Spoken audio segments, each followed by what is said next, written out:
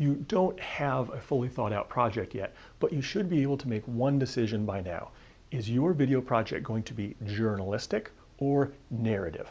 A narrative video is one that tells a story. If you watch television or turn on the movies or even play a video game, you are participating in a story. Someone is telling a story, usually with actors. That's one kind of video. Another kind is journalistic. Journalism means news or interviewing or documentaries. Either kind of project is fine in video 1A, though your teacher might say something specific about the kind of project you should create. For either one, you'll need to start with a folder cover sheet. This is what it looks like. There should be two buttons that you see on the screen.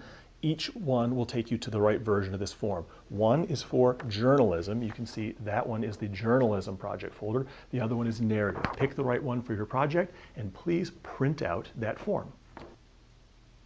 Once you print that form, fill it out by writing the answers to the couple of questions at the top. You can see there's a checklist on there of the things you're going to need to do through the pre-production stage. And then you're going to need a paper folder.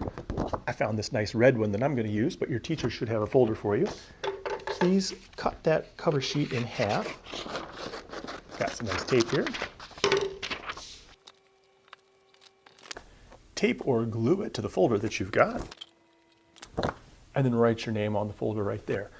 You might want to keep this folder yourself, take it home with you every day in your backpack and bring it back to school the next day. This is going to fill up with a whole bunch of paperwork that you're going to use for pre-planning, or your teacher might have a designated space in the classroom where you can keep it. Either way, you don't want to lose this. You might want to staple along both sides if you want to keep storyboard sheets in here and not worry about them falling out. Make sure you got a project folder before you go to the next step.